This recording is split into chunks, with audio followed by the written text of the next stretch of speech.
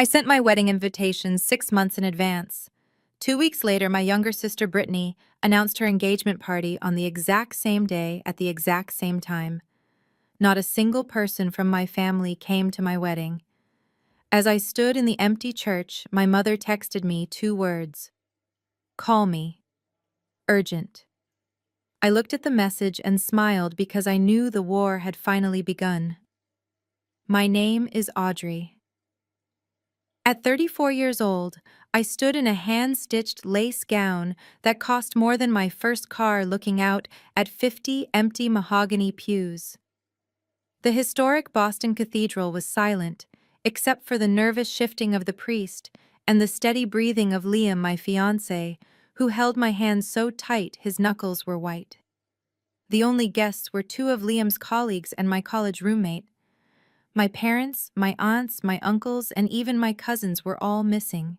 They had chosen. And they had chosen Brittany. My thigh buzzed. I had hidden my phone in the pocket of my dress for emergencies. I pulled it out. A notification from Instagram flashed on the screen. Brittany was live. Against my better judgment, I tapped the screen. The video loaded instantly, showing the crystal chandeliers of the Ritz-Carlton ballroom just 5 miles away. The noise was deafening, laughter, clinking glasses, and jazz music. The camera panned to show my mother, Patricia, holding a microphone. Her voice was crystal clear. "We are so proud to celebrate the only daughter who truly understands family values," my mother said, raising a glass. My chest tightened, but not from sadness, from rage. The camera swung to Brittany. She was laughing, her head thrown back in fake delight, clinging to the arm of Jamal, her billionaire tech fiancé. But it was not her smile that made my blood turn to ice. It was what glittered at her throat. A deep blue teardrop stone surrounded by diamonds suspended on a platinum chain. The Rosemont sapphire. My grandmother left that necklace in her will with one specific condition. It belongs to the first granddaughter to walk down the aisle in holy matrimony. That was me. Today. Right now. Brittany had not just stolen my guests. She had broken into my grandmother's safe deposit box and stolen my $2 million inheritance to wear as a costume prop. Before I tell you how I turned this humiliation into a lawsuit that shook Boston society, please hit the like button and subscribe to the channel. If you have ever had a toxic family member try to erase your happiness, let me know in the comments below. I stared at the screen. Brittany waved at the camera, the sapphire catching the light. She thought she had won. She thought I was crying in a corner. She had no idea that she had just provided me with video evidence of grand larceny. I looked up at Liam and the priest. I did not shed a tear. I simply put the phone away and said, "Let us get married. I have a party to crash." The silence in the cathedral was heavy after I lowered my phone. Father Thomas cleared his throat and looked at the empty pews, then at me with pity in his eyes. He adjusted his collar nervously. "Perhaps we should reschedule," he suggested, his voice echoing slightly in the vast space. "I suspect this is not the celebration you envisioned, Audrey. We can wait until your family is available." I turned to Liam. His jaw was clenched tight, and his eyes were dark with a protective fury I had rarely seen. He was ready to storm out of the church and drag my family here by their hair. He knew exactly where they were and what they were doing. But I squeezed his hand, forcing him to look at me. "No," I said firmly, my voice cutting through the tension like a knife. "We are not rescheduling. We are not hiding." I looked the priest in the eye. "Marry us, Father, right now." The ceremony was stripped of all pomp and circumstance. There was no organ music, no flower girls, no walking down the aisle. I looked like a woman who was done being the victim. My phone buzzed against the marble table.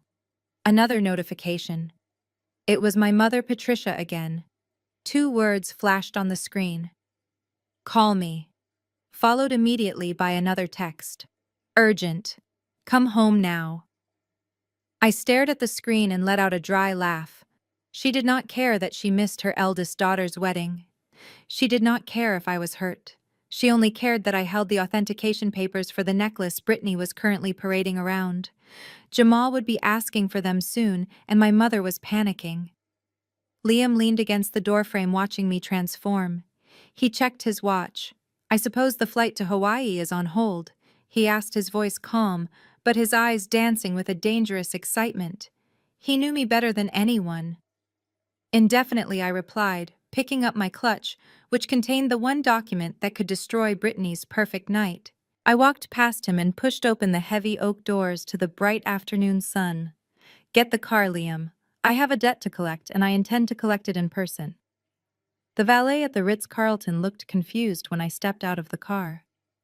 I was not wearing a ball gown like the other guests arriving for the engagement party, nor was I wearing the traditional wedding dress one would expect from a bride on her wedding day. My white tailored suit was sharp enough to cut glass. Liam stood beside me adjusting his cufflinks. He offered me his arm not as a prop, but as an anchor.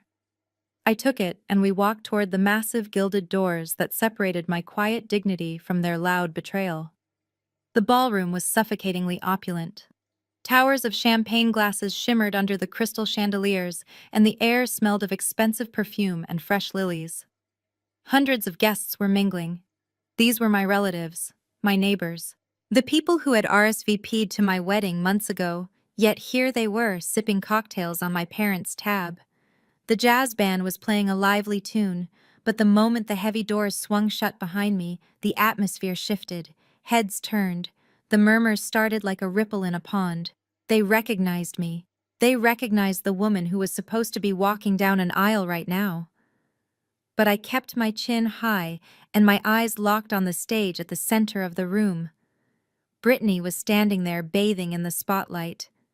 She looked undeniable with the Rosemont sapphire glittering at her throat, stealing the attention from everything else in the room, including her own engagement ring. She saw me. Her smile faltered for a fraction of a second before twisting into something malicious. She tapped the microphone and the feedback screeched through the speakers, silencing the band. "Oh, look, everyone," Brittany announced, her voice dripping with mock sympathy that echoed off the high ceilings. "Get out right now before you ruin your sister's moment. Jamal is watching. The investors are watching. If you make a scene, I swear I will cut you off completely." I looked down at her hand gripping my white blazer. Her knuckles were white. She was terrified. Not for me. Not for the daughter she had abandoned on her wedding day. She was terrified for the image she had carefully constructed. She thought she could bully me into submission like she had done for 34 years. She thought I was the same Audrey who begged for approval. She was wrong. I slowly peeled her fingers off my arm one by one. I leaned in close so only she could hear me over the resumed jazz music. "I am not here to make a scene, Mother. I am here to make an arrest. And I suggest you get out of my way unless you want to be named as an accomplice." I did not shove my mother. I simply stepped around her as if she were a piece of furniture that had been placed inconveniently in a hallway. Her threats faded into the background noise of the party as I fixed my gaze on the stage. The distance between the pillar and the podium was only 30 feet, but it felt like walking a tightrope. Every eye in the room was fixed on the back of my white blazer. I could feel their judgment and their curiosity burning into me, but I did not falter. I ascended the 3 small steps to the stage. The jazz band stopped playing completely, leaving a silence so thick it was almost suffocating. Brittany took a step back, clutching Jamal's arm so tightly her fingernails must have dug into his expensive suit jacket. Her face was pale beneath her heavy makeup. She looked like a child caught with her hand in a cookie jar, but the cookie was a $2 million heirloom. Jamal, however, did not step back. He stood his ground. He was a man who had built a tech unicorn from a garage startup. He was used to hostile takeovers and boardroom confrontations. He looked at me with narrowed, calculating eyes, assessing the threat level. He saw the structural suit, the red lipstick, and the folder in my hand. He realized immediately that this was not a social call. I stopped 2 feet away from them. I did not look at my sister. I looked directly at him. "Hello, Jamal," I said, my voice steady and loud enough to be heard by the front row of investors. "Congratulations on your engagement. I apologize for the interruption, but I am here to retrieve something that belongs to me." Brittany snapped. She lunged forward, grabbing the microphone stand. "Security!" she screamed, her voice cracking with hysteria.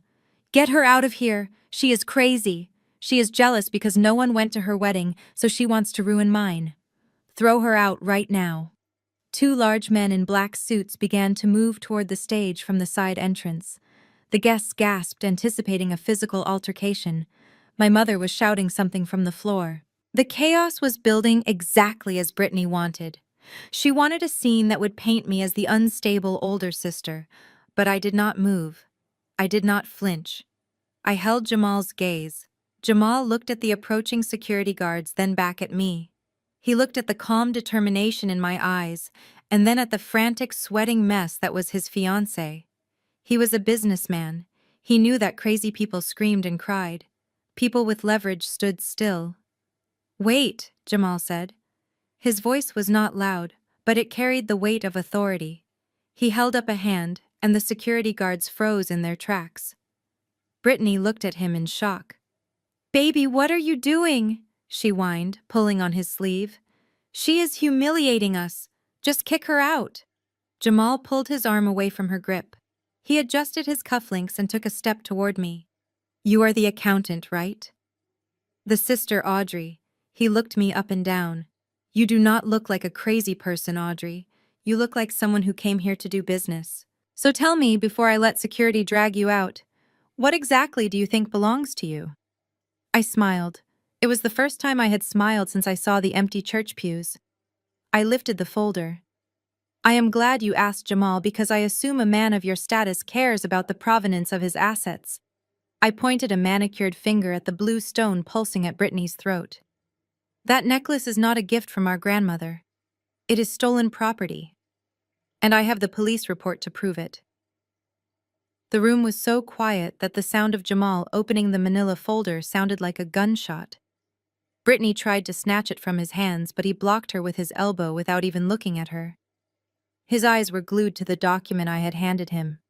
He was expecting a handwritten letter from a dead grandmother, or perhaps a contested will.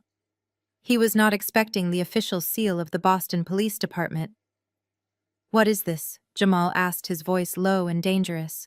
He looked up from the paper, his brow furrowed in confusion. "This is a police report. Why are you showing me a police report filed 2 hours ago?" I took a step closer, ensuring my voice carried to the investors standing near the stage. "Because, Jamal, that necklace around your fiancé's neck is not a family heirloom she inherited. It is stolen property. And in the state of Massachusetts, theft of property valued over $1,200 is considered grand larceny. That necklace is valued at $2 million. That makes this a felony." Brittany let out a screech of laughter that sounded bordering on manic.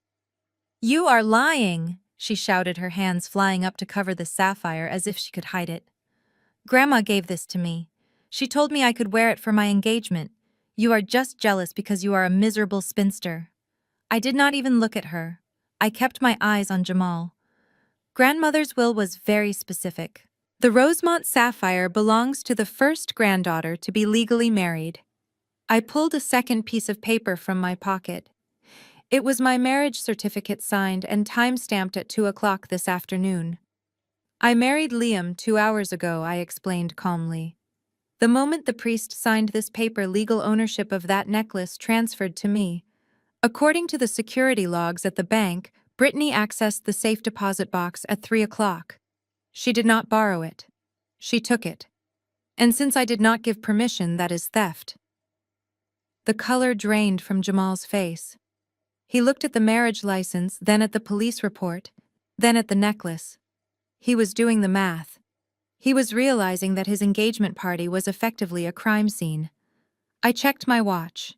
I filed the report exactly 45 minutes ago. I told the officers I knew exactly where the stolen goods were located. They are likely pulling up to the valet stand right now. I tilted my head, looking at Brittany, who was now trembling. "So, Jamal, I have a question for you. Do you want your investors to watch your bride get handcuffed on stage, or would you prefer to hand over the evidence voluntarily before the officers enter the ballroom?" "My mother." Patricia gasped loudly, clutching her chest. "You called the police on your own sister," she shrieked. "You are a monster." "I am not a monster, Mother," I replied, cold as ice. "I am a citizen reporting a crime. And you might want to be careful. The police report also lists an accomplice who provided the key to the safe deposit box. I believe that was you." Jamal stepped back from Brittany as if she were radioactive. He looked at the woman he was about to marry with a mixture of horror and disgust. He did not care about the family drama. He cared that he was standing next to a felon. He turned to Brittany, his voice shaking with suppressed rage. "Take it off! Take it off right now!"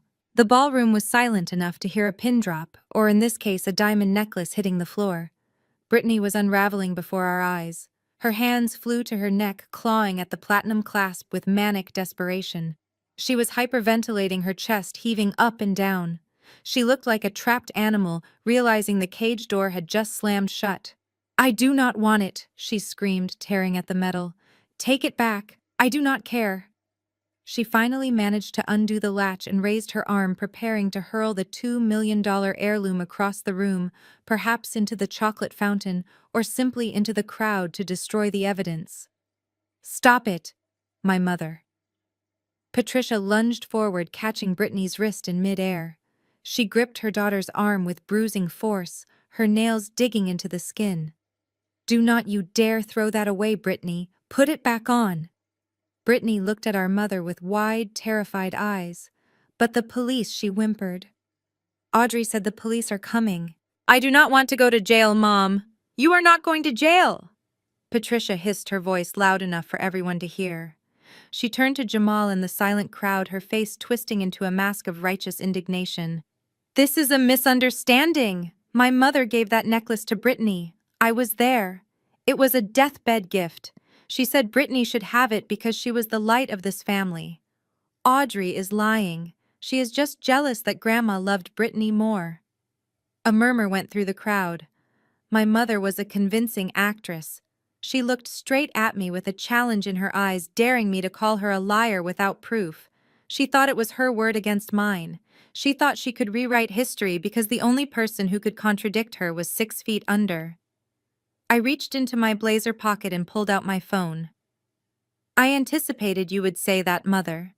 You always did rely on the dead being unable to speak." I tapped the screen, opening my cloud storage. "Thankfully, Grandma knew exactly who you were. She recorded her final wishes specifically to prevent this exact moment." I connected my phone to the Bluetooth system of the nearest speaker. The feedback whined for a second, and then a voice filled the room. It was raspy and weak, but unmistakably my grandmother Rosemont. "My dearest Audrey." The recording played, echoing off the vaulted ceiling. "I am leaving the sapphire to you. You are the strong one.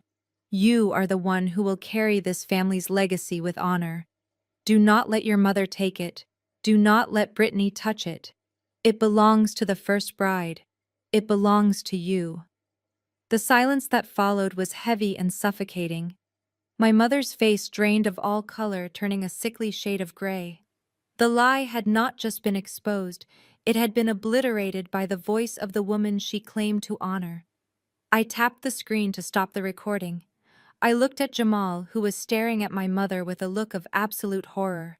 He realized he was not just marrying a thief, but marrying into a family of pathological liars. "Grandma died 2 hours after recording that," I said, my voice cutting through the quiet. "She was not confused, Mother. She was protecting her assets from the people she knew would try to steal them." Brittany let out a sob, and the necklace slipped from her limp fingers. It did not fly across the room.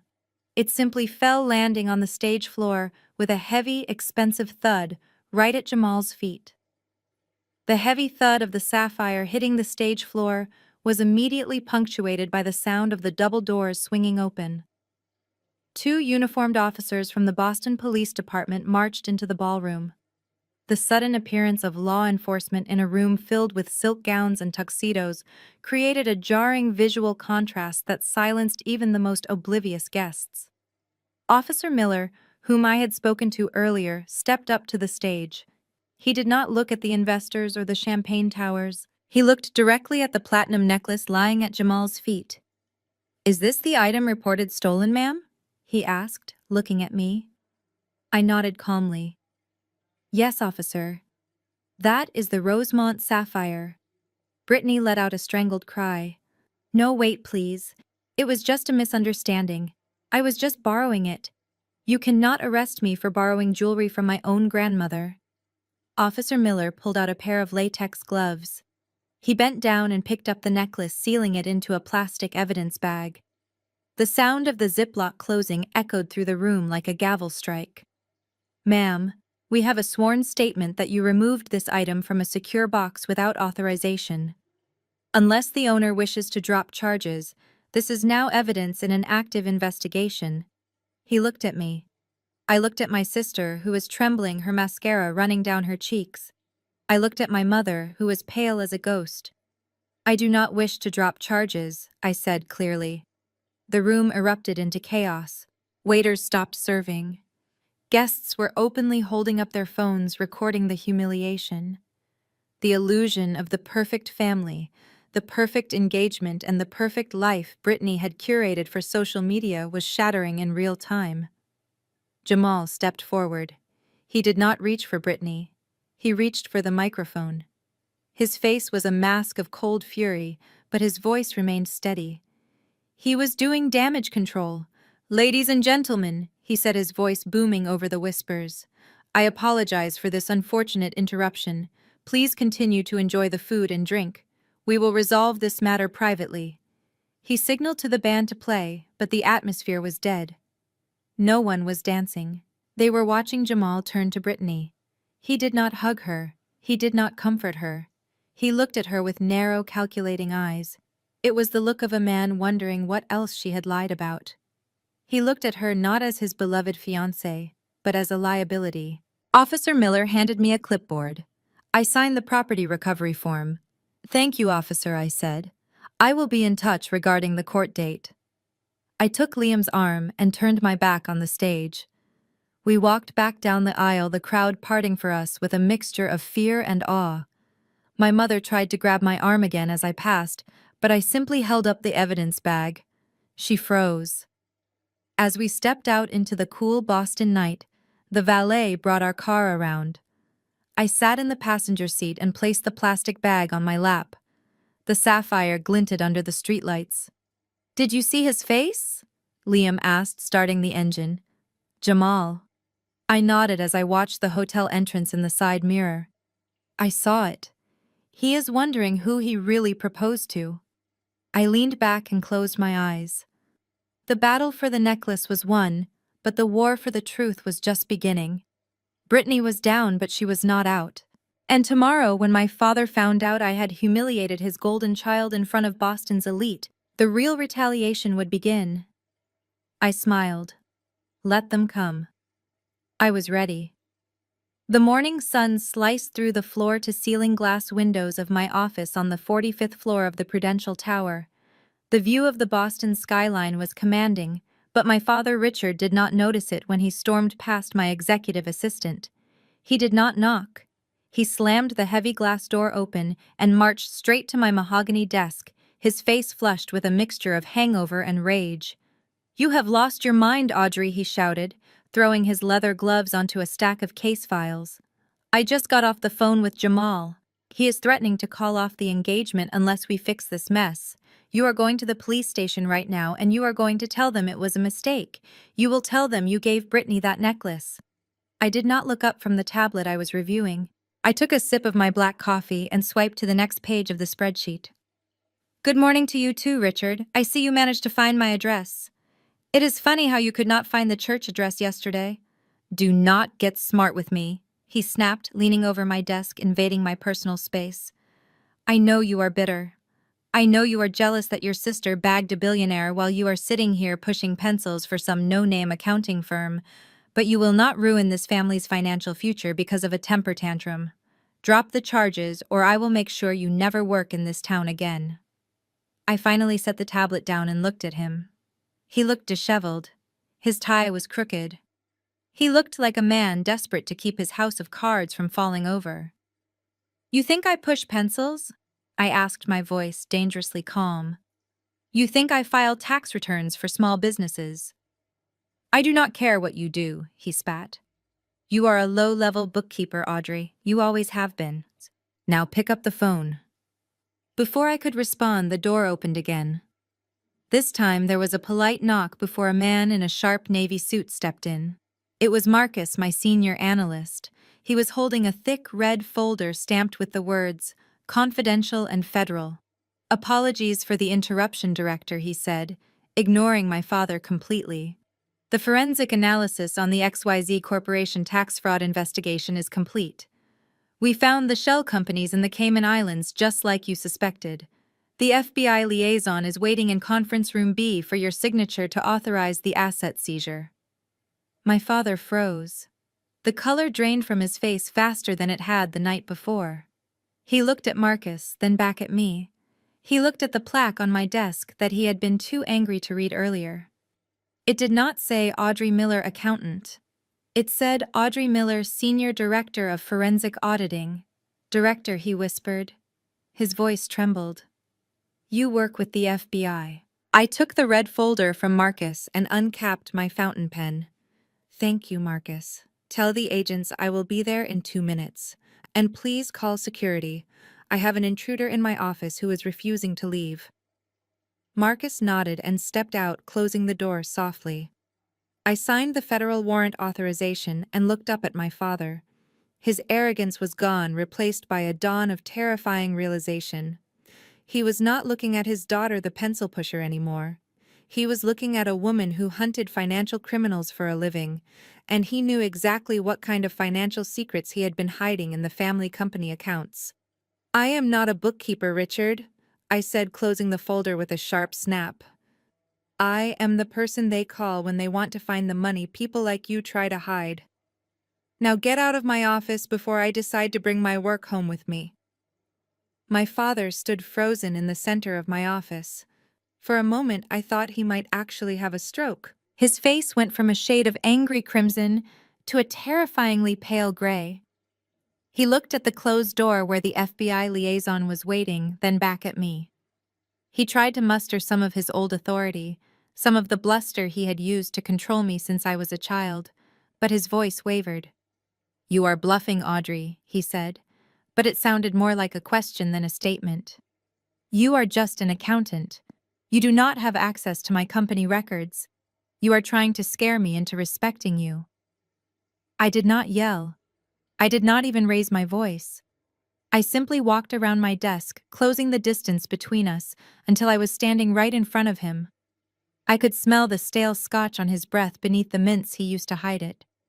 I looked him dead in the eye and dropped my voice to a whisper so quiet he had to lean in to hear me. "I do not need access to your books to know how math works, Richard. I know that the family construction business has not turned a profit in 3 years yet. Brittany just bought a Porsche and you just renovated the summer house. I know about the sudden series of cash withdrawals from the employee pension fund structured specifically to be under $10,000 to avoid triggering a federal report. That is called structuring, Dad, and it is a federal crime punishable by up to 5 years in prison." He flinched as if I had slapped him. His eyes darted around the room as if looking for hidden microphones. I leaned closer, my voice turning into pure ice. "I know you are draining the retirement savings of men who have worked for you for 30 years just to pay off Brittany's gambling debts in Atlantic City. I know she owes the casinos nearly $200,000.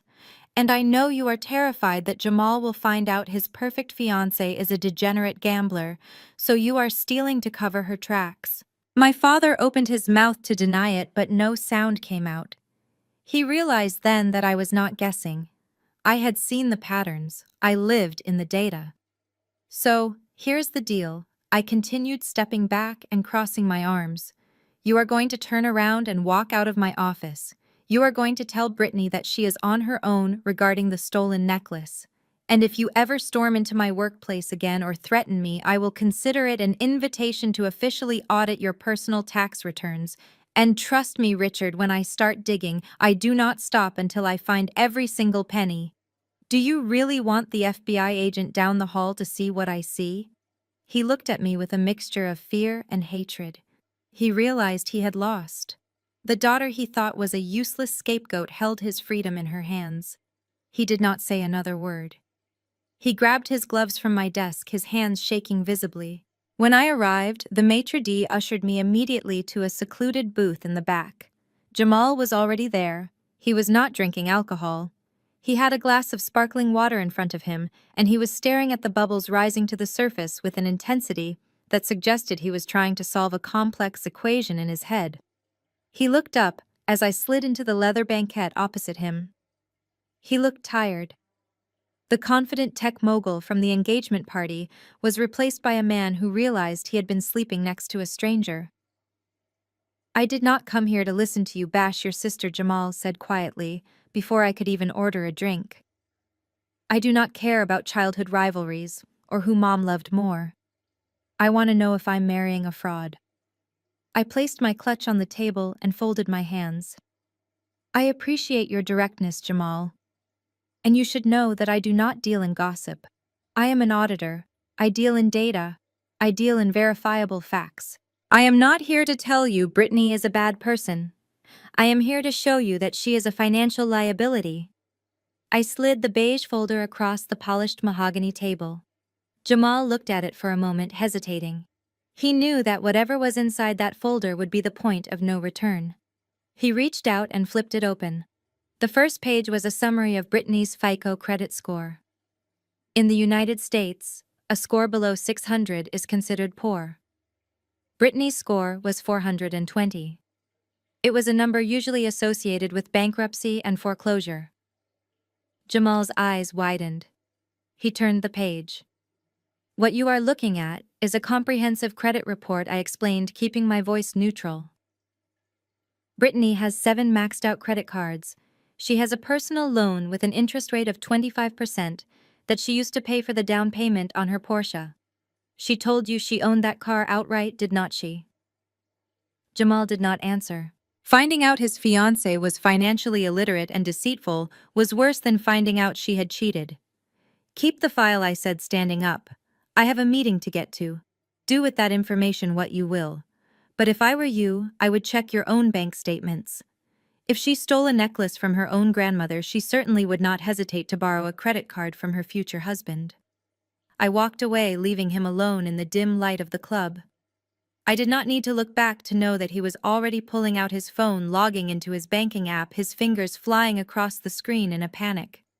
The seed of doubt had not just been planted, it had bloomed into a full-blown crisis.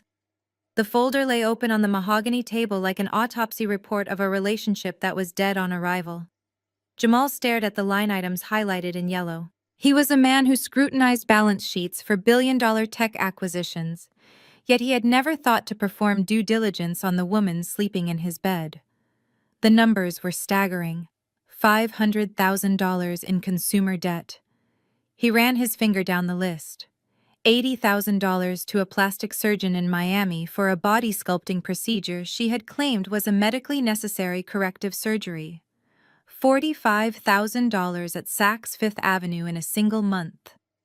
$12,000 for a week at a wellness retreat in Sedona while she told him she was visiting a sick relative. It was not just the money.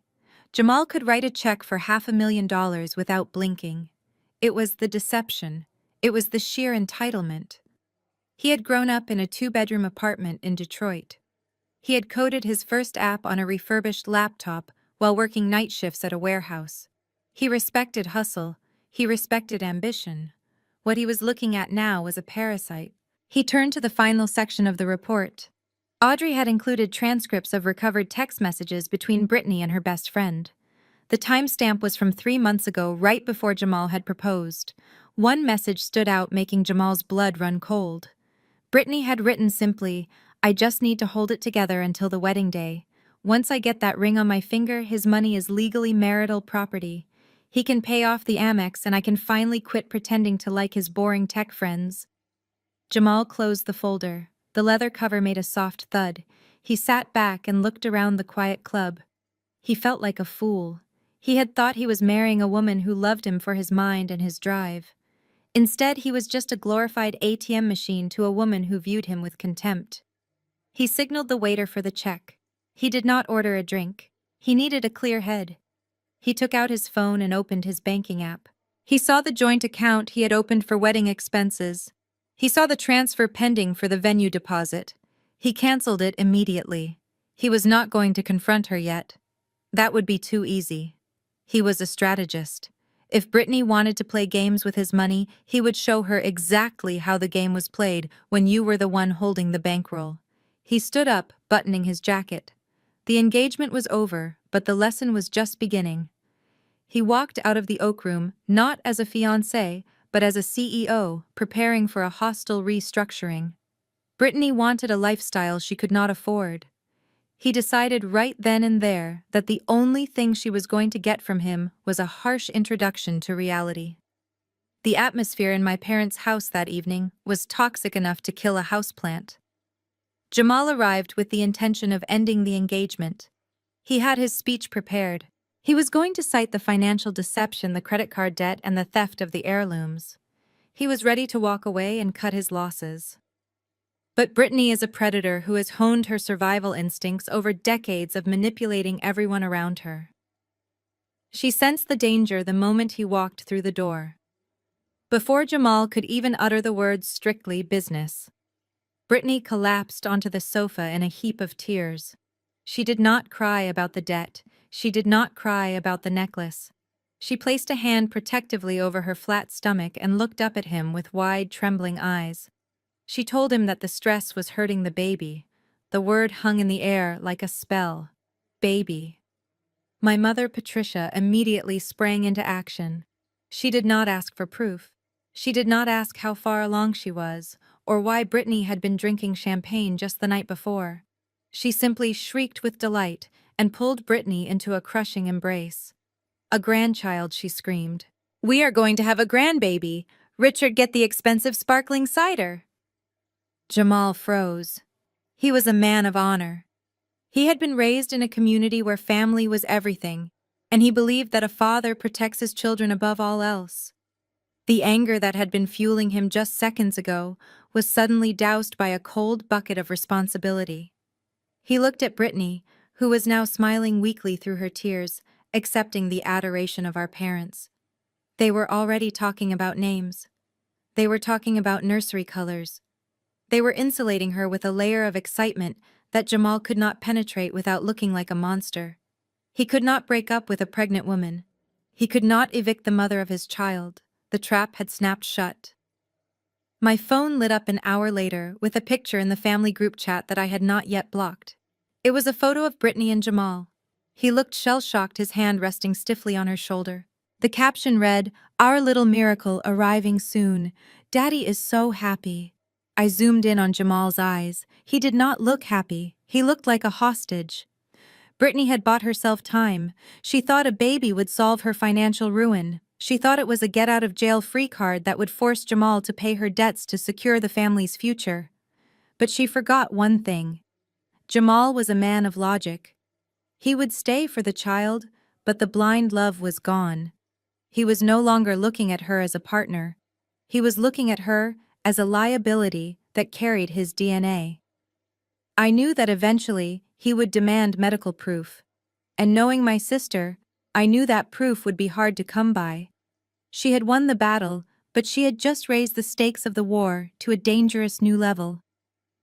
The phone call came 2 days later while I was reviewing the quarterly audit reports.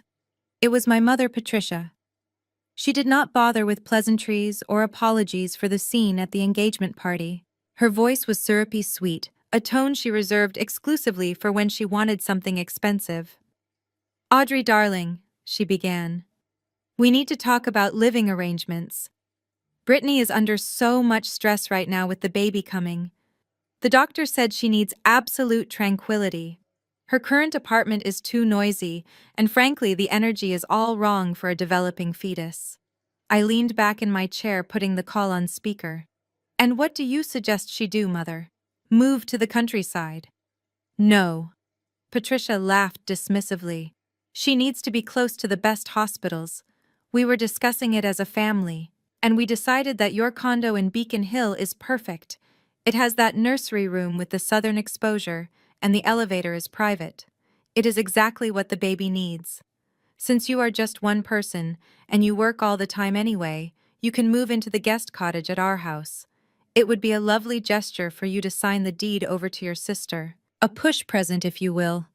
I almost choked on my coffee. My grandmother had left me that apartment specifically because she knew my mother would never give me a safe place to call home. It was prime Boston real estate worth $3 million. And she wanted me to gift it to a woman who was faking a pregnancy to avoid paying her debts. Absolutely not, I said, my voice flat. That apartment is my home. Brittany can rent a place like everyone else. There was a pause on the other end. Then the syrup vanished, replaced by the familiar venom. You are selfish, Audrey. You always have been. You would rather sit alone in that big, empty house than help your own flesh and blood. If Brittany loses this baby because of stress, it will be on your hands. You will be a murderer. I hung up.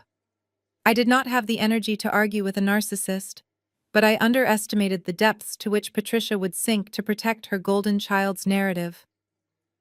20 minutes later, my phone began to blow up. Notifications from Facebook and Instagram flooded my screen. I opened the app to find a long, tearful post on my mother's timeline, tagging half of Boston society, including Jamal's mother. It breaks my heart, Patricia had written below a photo of a crying Brittany holding a positive pregnancy test. To think that a sister could be so cruel. Audrey has refused to help Brittany find a safe home for her high-risk pregnancy. It is devastating to see such jealousy destroy a family. Please pray for my grandbaby as we try to navigate this toxic environment caused by my eldest daughter. The comments were pouring in. Strangers were calling me an evil aunt. Relatives who had not spoken to me in years were leaving angry face emojis calling me heartless. My mother had successfully weaponized her victimhood. She was painting me as the villain who wanted her grandchild to die. I did not comment. I did not defend myself. I simply took screenshots of every post, every lie, and every defamatory comment. I added them to a new folder on my secure server labeled Defamation Lawsuit. My mother thought she was winning the court of public opinion. She did not realize she was just handing me more ammunition for the real court. 3 days before Thanksgiving, a heavy cream-colored envelope arrived at my penthouse door. Inside was a handwritten invitation from my mother. It was written in her elegant cursive on thick cardstock, as if she had not spent the last week destroying my reputation on social media. It read simply, "Dearest Audrey and Liam, please join us for a family Thanksgiving. Let us put the past behind us and focus on the future of our growing family. Love, Mom and Dad." I tossed the card onto the marble kitchen island with a scoff. It landed next to the tablet that was still displaying the latest hate comments on her Facebook page. "I am not going," I told Liam, who was pouring coffee. "They just accused me of trying to induce a miscarriage. Now they want me to pass the cranberry sauce. It is a trap. They probably have a notary waiting in the dining room to force me to sign the deed to the condo."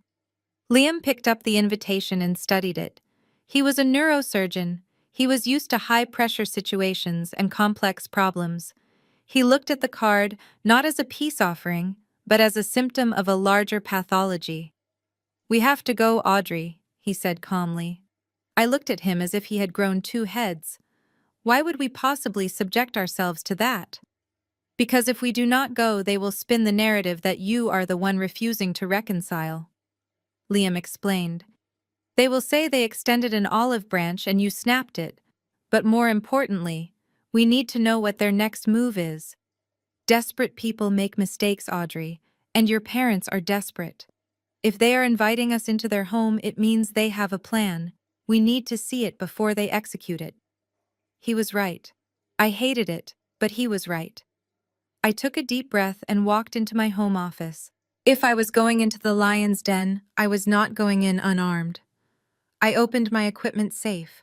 I bypassed the standard voice recorders. I needed something more discreet and more comprehensive. I pulled out a small velvet box containing a set of black pearl buttons. They were custom-made for undercover corporate espionage.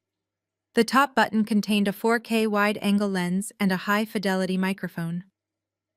I spent the next hour sewing the buttons onto my black silk blouse. I synced the feed to a secure cloud server and to Liam's phone. Testing 1, 2, 3, I said, tapping the top button. Liam looked at his phone screen. Crystal clear video and audio, he confirmed. I will keep the backup recording running on my device the entire time. We drove to my childhood home in silence. The house loomed at the end of the driveway, a sprawling brick mansion that looked picture-perfect from the outside. It was the house where I had learned to be invisible. It was the house where I had learned that love was conditional. When my father Richard opened the door, he was wearing a cashmere sweater and a smile that did not reach his eyes. "Audrey, Liam, so glad you could make it," he boomed, ushering us inside. The house smelled of roasted turkey and expensive candles. In the living room, my mother was sitting next to Brittany, who was resting on the chaise lounge, with a blanket over her legs, looking like a tragic heroine from a Victorian novel. "Audrey," my mother exclaimed, standing up and coming in for a hug. I stiffened, but let her embrace me. She smelled of gin and denial. "I am so glad you decided to be the bigger person and come. We just want everyone to get along for the baby's sake." I pulled back and smiled a smile that was as sharp as a razor blade. I touched the pearl button at my throat, ensuring the lens had a perfect view of her face. "Of course, Mother," I said. "I would not miss it for the world." The dinner conversation was agonizingly polite. My father Richard was droning on about interest rates while Brittany checked her reflection in her spoon every 30 seconds. Liam squeezed my knee under the table, offering silent support. The first course was supposed to be my mother's signature pumpkin bisque. "I will go help Mom with the soup," I announced, standing up. Before anyone could protest, I slipped into the hallway. I did not enter the kitchen immediately. I paused in the butler's pantry, peering through the crack in the swinging door. My mother Patricia was standing at the granite island. Her back was to me. She had lined up 5 bowls of steaming orange soup, but she was not garnishing them with parsley. She was holding a small, unmarked glass vial. I adjusted my collar, ensuring the pearl camera button had a clear line of sight. I watched in high-definition silence as she uncapped the vial and poured a thick, clear liquid into the bowl on the far left. It was not seasoning. Not. "I am just getting some water," I replied, walking to the fridge. My back was to her, but I watched her reflection in the stainless steel appliance. She picked up the breadbasket and bustled out to the dining room, eager to set the stage for her cruel prank. The moment the door swung shut behind her, I moved with the speed of a magician. I looked at the tray. The poisoned bowl was on the left, intended for Liam's seat at the head of the table. The bowl next to it was for my father. I did not hesitate. I switched the bowls. I placed the tainted soup in the spot designated for Richard. I placed the safe soup in the spot for Liam. It took less than 3 seconds. I leaned down to my collar. "I hope you got that, Liam," I whispered. "Do not eat the bread, but enjoy the soup." When my mother returned, I was leaning against the counter, sipping water innocently. She looked at the tray, then at me, searching for any sign that I knew. I gave her nothing but a blank smile. "Let us eat," I said, picking up the tray. "I will serve Dad. You serve Liam." We walked back into the dining room. I placed the bowl in front of my father. He looked up and smiled, oblivious to the biological weapon ticking in his dinner. My mother placed the safe bowl in front of Liam, her eyes dancing with anticipation. "Bon appetit, everyone," Patricia said, unfolding her napkin. I watched my father take the first spoonful. "It is excellent, Patricia," he said, swallowing the poison. "Simply excellent." I took a sip of my wine and hid my smile behind the glass. "Yes, Dad. I have a feeling this is going to be a meal you will never forget." The meal proceeded, and my father Richard was enjoying himself immensely. He had finished every drop of the soup, and was now dissecting the turkey with the enthusiasm of a man who believed he had won. 10 minutes into the main course, he tapped his crystal wineglass with a silver fork. The sharp ring silenced the room. He stood up, holding his glass high, his face flushed with the false warmth of alcohol and the satisfaction of his own perceived cleverness. "I would like to propose a toast," Richard announced, looking directly at me with a sneer. "To Brittany and Jamal and their upcoming bundle of joy. And to Audrey for finally putting aside her petty jealousy to join us. It takes a big person to admit when they are defeated and accept their role in the family hierarchy." He took a sip of wine. Then it happened. A low, ominous rumble echoed through the dining room. It was loud enough to be heard over the soft jazz playing in the background. My father froze.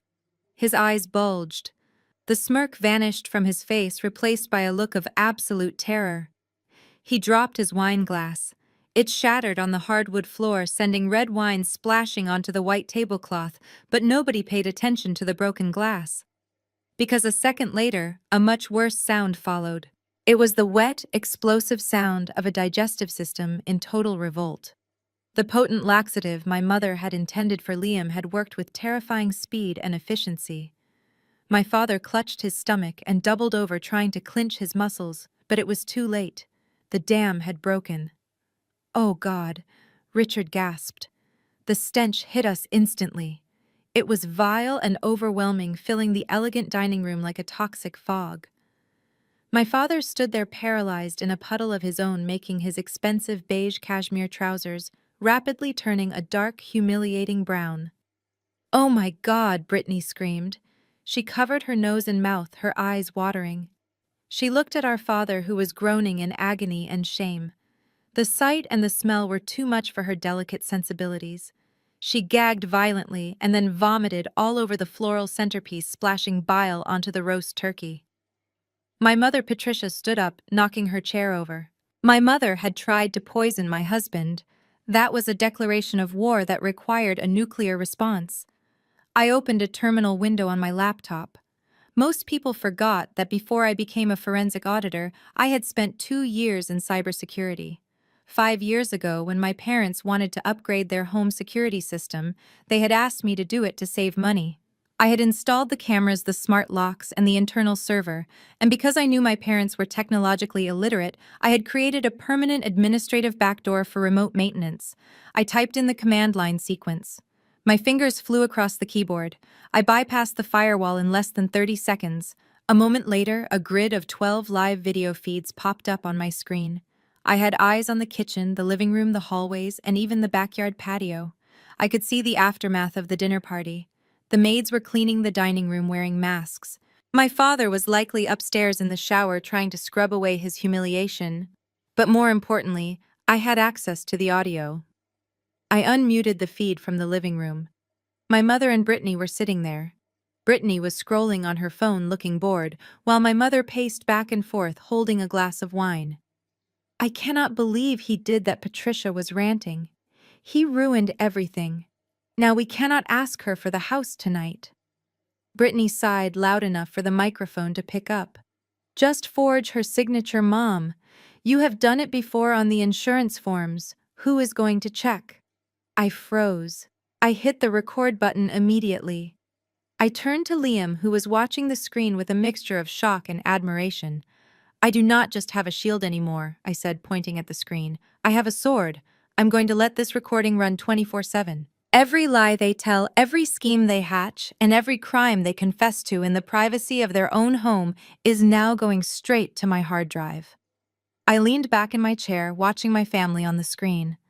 They thought they were safe behind their brick walls and iron gates.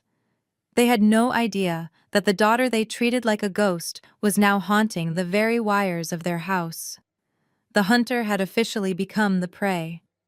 Monday morning brought the sound of sirens to the family construction firm. I stood in my office watching the local news feed on the wall-mounted monitor. The camera zoomed in on agents wearing blue windbreakers emblazoned with the letters SEC, carrying boxes of files out of the building where my father had played king for 30 years. The headlines were brutal. "Local construction tycoon under investigation for pension fund fraud." I took a sip of my green tea. I had warned him. "I suggest you focus on solutions. Lawyers are expensive, and right now you do not have a dime." There was a silence on the other end. Then a shift occurred. The panic turned into a frantic, scheming energy. "You are right," she muttered. We need money. We need cash flow immediately. Brittany. What about Brittany? I asked, though I knew exactly where her mind was going. She needs to marry Jamal now, Patricia said, her voice rising with manic determination. We cannot wait for the summer wedding. We need access to his accounts. I am going to tell her to fake a medical emergency with the baby. We will tell Jamal that for insurance reasons, they need to be legally married today. He is a good man. He will not let his child be born out of wedlock. I felt a cold chill run down my spine. They were willing to trap Jamal into a marriage just to use his bank account as a legal defense fund. They were going to sell their daughter to save their own skins. Good luck with that, Mother, I said. But be careful. Jamal is a smart man. If you push him too hard, he might start asking questions you cannot answer. I hung up and immediately dialed Liam. The timeline had accelerated. My parents were desperate, and desperate people were dangerous. They were about to push Brittany into the endgame, and I needed to make sure Jamal saw the trap before he walked into it. The gender reveal party was scheduled for tomorrow. It was going to be the perfect stage for the final act. The gender reveal party was not a celebration of life. It was a desperate fundraising event disguised as a family gathering. My parents had rented a sprawling estate overlooking the Charles River, using one of the few credit cards that had not yet been declined. The lawn was a sea of pastel pink and powder blue hydrangeas. There was a jazz quartet playing soft music and a catering team circulating with trays of caviar and champagne. But the real audience for this spectacle was not the family. It was the group of men in bespoke suits standing near the bar. They were Jamal's angel investors and board members. My mother, Patricia, knew exactly what she was doing. She knew that Jamal could not back out of the wedding if his key business partners believed he was about to become a father. She was trapping him with social pressure. Brittany stood in the center of it all, wearing a form-fitting white dress that accented the slight curve of her stomach. It was a masterclass in deception. I knew for a fact she had purchased the high-grade silicone prosthetic online. It was the kind used in Hollywood movies designed to look and move like real skin. She rested her hand on it protectively every time a camera pointed in her direction, smiling the beatific smile of an expectant mother. I watched her from the edge of the patio. It was terrifying how easily she lied. She was glowing not from pregnancy hormones, but from the thrill of the con. Jamal stood beside her looking like a man marching to the gallows. He was shaking hands and accepting congratulations, but his smile never reached his eyes. He was trapped. If he caused a scene now, if he questioned the pregnancy, in front of the men who funded his company, his stock price would tank. He had to play the role of the happy father until he had concrete proof. I tightened my grip on the gift box in my hand. Liam stood beside me, adjusting his tie. Are you sure about this, Audrey? He asked quietly. Once we do this, there is no going back. This will destroy her reputation permanently. I looked at my parents, who were currently laughing with a venture capitalist, likely trying to secure a loan under the guise of casual conversation. They had tried to poison my husband. They had stolen my inheritance. They had slandered my name. I am sure, I replied. They chose this stage, Liam.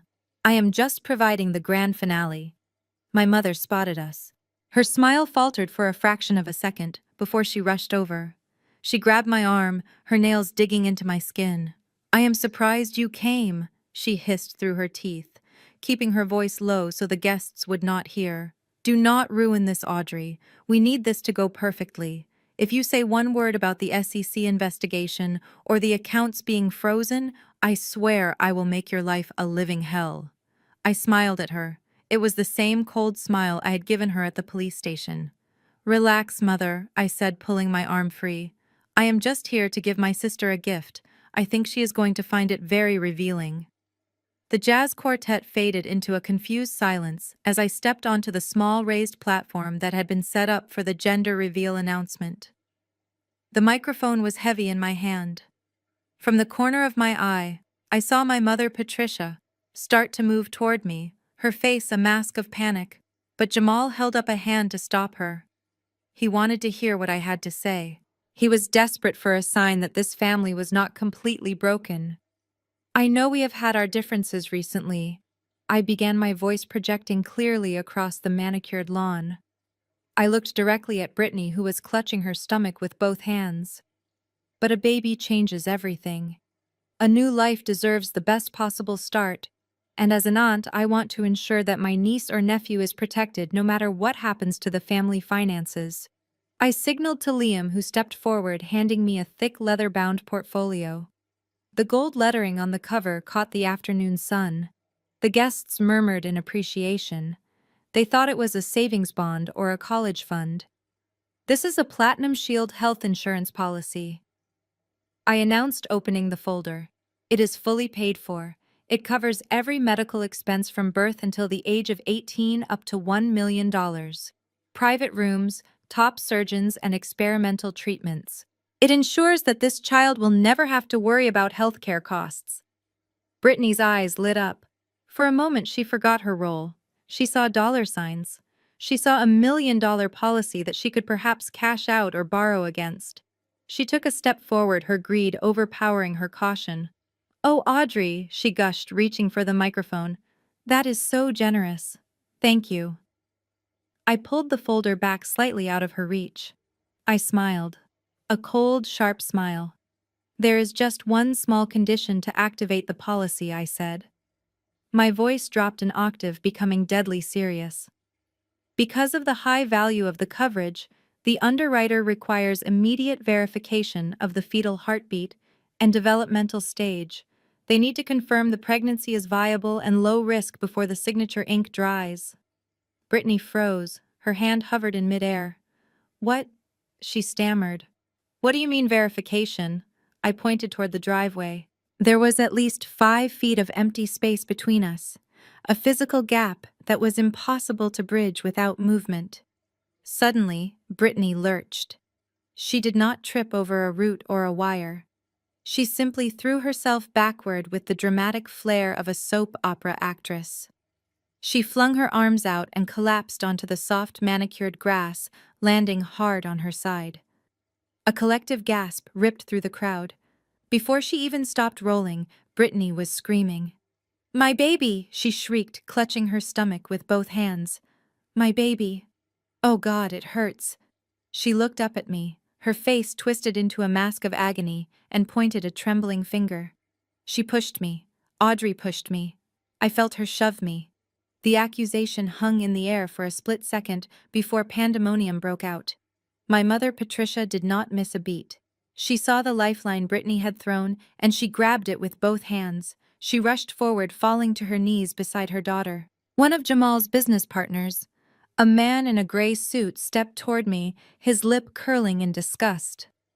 "You are sick," he spat. "I hope you rot in prison for this." I did not defend myself. I did not scream back. I simply watched Brittany thrashing on the grass, putting on the performance of a lifetime. She was sobbing hysterically, burying her face in the grass to hide the fact that there were no physical tears, only noise. She thought she had won. She thought this chaos would force everyone to leave, allowing her to escape the ultrasound and later claim a tragic miscarriage caused by my assault. But she had forgotten one thing. I had brought a medical professional. And Dr. Evans was not watching the drama. He was watching the patient. He walked calmly toward the screaming woman, his medical bag in hand. "Let me through," Dr. Evans said, his voice cutting through the noise.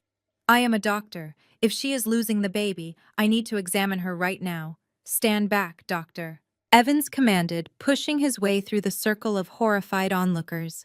He did not wait for permission. He dropped his medical bag onto the grass and knelt beside my screaming sister. "No," Brittany shrieked, kicking her legs wildly. "Do not touch me. I just want my husband. Get away from me." She was fighting him with a strength that was uncharacteristic for a woman who claimed to be having a miscarriage. Jamal was trying to restrain her, his face wet with tears. "Brittany, baby, please let him help you," Jamal begged, his voice cracking. "He needs to stop the bleeding. You are going to be okay."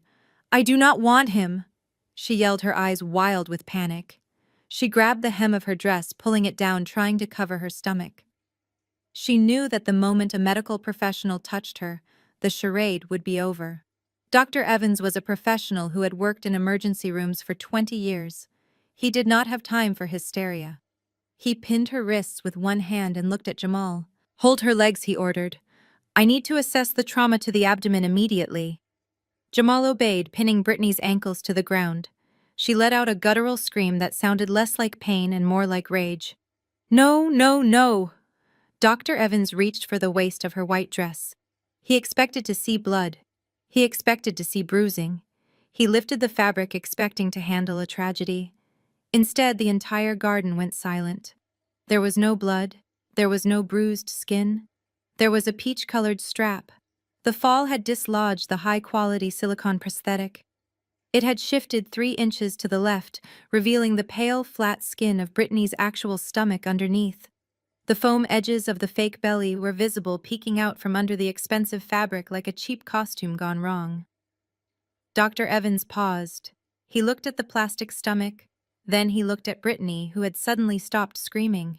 She lay there panting, her eyes squeezed shut, praying that if she did not look, it was not happening. The doctor stood up slowly. He wiped his hands on a sanitizing wipe, not because there was blood, but because he felt dirty being part of such a manipulation. He looked at the crowd who were leaning in, trying to understand what they were seeing. Then he looked directly at Jamal. "You can cancel the ambulance."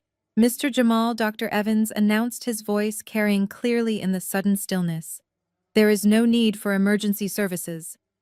Jamal looked up confused. "Is she okay? Is the baby okay?" Dr. Evans reached down, and with a quick clinical motion, he yanked the prosthetic fully out from under Brittany's dress. He held up the rubber mound in the air. It wobbled ridiculously in the sunlight. "There is no baby," Dr. Evans said, throwing the silicone prop onto the grass next to Brittany's head. "And there never was. She is not injured. She is just wearing a pillow." I walked over to the laptop connected to the massive outdoor screen that was supposed to display pink or blue confetti. I tapped the keyboard, bypassing the slideshow of happy couple photos. "I think you should hear the rest of the conversation, Jamal," I said, my voice soft but firm. The screen flickered to life. It was the high-definition footage from my parents' living room recorded just 3 days ago. The audio boomed across the lawn, echoing off the expensive landscaping. Brittany was lounging on the sofa, holding a glass of wine, looking bored. The timestamp in the corner proved this was recent.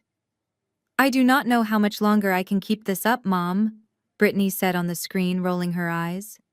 "He is so clingy. He always wants to touch me. It makes my skin crawl."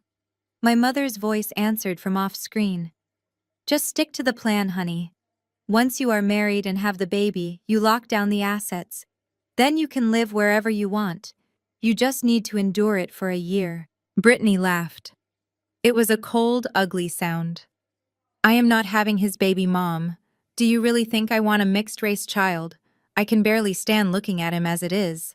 I just need the ring. That black guy is so stupid he will believe anything I say. I will take half his fortune in the divorce and then I never have to see his dark skin again." The video ended. The silence that followed was different than before. Before it was shock. Now it was horror. Brittany lay on the grass, paralyzed.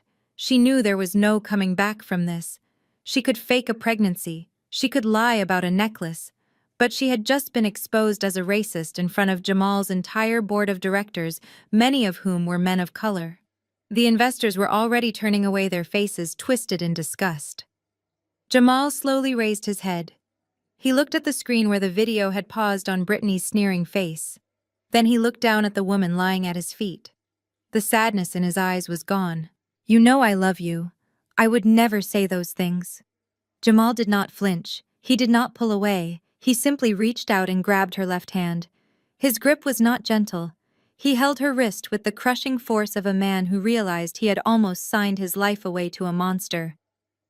"Don't lie to me," Jamal said, his voice low and vibrating with intensity. "I can forgive debt. I can even forgive the fake pregnancy. But I will not forgive hate. I listened to you talk about my skin color like it was a disease. I listened to you call me stupid." He looked at the diamond ring on her finger. It was a 5-carat cushion-cut diamond he had custom designed, a symbol of a promise he now regretted with every fiber of his being. "That ring belongs to a woman who loves me," he said, "not a racist con artist who wants to rob me." He did not ask for it back. He yanked it off. Brittany shrieked as the metal slid over her knuckle, scratching her skin. It was a violent, definitive action. He turned his back on them, walking toward his security detail. "Escort them out," he ordered, "and make sure they don't steal the silverware on their way to the exit." I watched from the stage as my family crumbled. They stood there exposed and reviled, stripped of their lies and their dignity. My father looked old and defeated, my mother looked frantic, and Brittany looked at me with a hatred that could burn down cities. But I didn't flinch. I just smiled and raised my glass in a silent toast. Checkmate. Chào bạn đã nu bạch thang đây. Tôi đã hoàn thành đoạn 25 khoảng 500 từ. Đây là đòn chi mạng cuối cùng về mặt tài sản.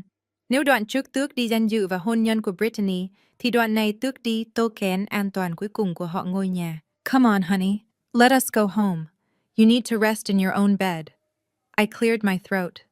It was a small sound, but it stopped them in their tracks.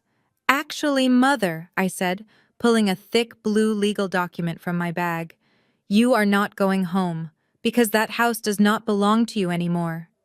My father looked up, his eyes narrowing. "What are you talking about? I have lived in that house for 30 years. My father left it to me." "He left it to you in a living trust, Richard." I corrected him. I held up the document. Grandfather Rosemont was a very specific man. He hated laziness and he hated waste.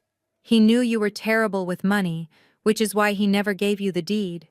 He kept the house in the trust with a specific trigger clause for the transfer of ownership. I flipped to page 42. The paper rustled in the wind. Clause 7b states that the Rosemont estate shall transfer in full ownership to the first grandchild who achieves 2 things. First, they must obtain a postgraduate degree or professional licensure. Second, they must enter into a legal marriage. I looked at Brittany, who was a college dropout, with a fake pregnancy and a failed engagement. Then I looked at myself. "I have my CPA license and a master's degree in forensic accounting," I said. "And as of 2:30 this afternoon, I am a married woman." My mother's face went slack. "No," she whispered. "That is impossible. Daddy would not do that."